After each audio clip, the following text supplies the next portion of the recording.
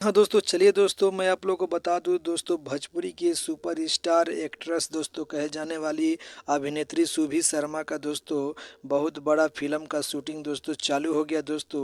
और सुभी शर्मा दोस्तों देव सिंह अभिनेता के साथ दोस्तों करने जा रही है दोस्तों अपनी फिल्म दोस्तों। और यह जो फिल्म का नाम है दोस्तों, मैं आप लोगों को बता दूं दोस्तों, सुभी शर्मा जो फिल्म करने जा रही है दोस्तों, यह फिल्म का नाम यह है दोस्तों, जो दोस्तों मैं बता दूं, सास है कि डायन दोस्तों, यह फिल्म का नाम है दोस्तों।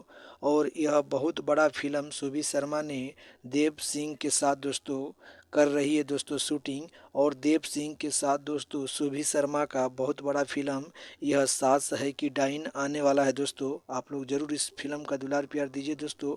आप लोग इसमें तमाम प्रकार की तस्वीरें लगाए गए हैं दोस्तों, आप लोग देख सकते हैं दोस्तों। यह फिल्म का शूटिंग हो गया है चालू दोस्तों। अगर आप लोग हमारे चैनल पर दोस्तों नए होंगे तो हमारे चैनल पर को करें सब्सक्राइब, लाइक करें, शेयर करें, कमेंट करें दोस्तों। फिर मिलते हैं अगले वीडियो में, तब तक के लिए धन्यवाद। जय हिंद, जय भारत।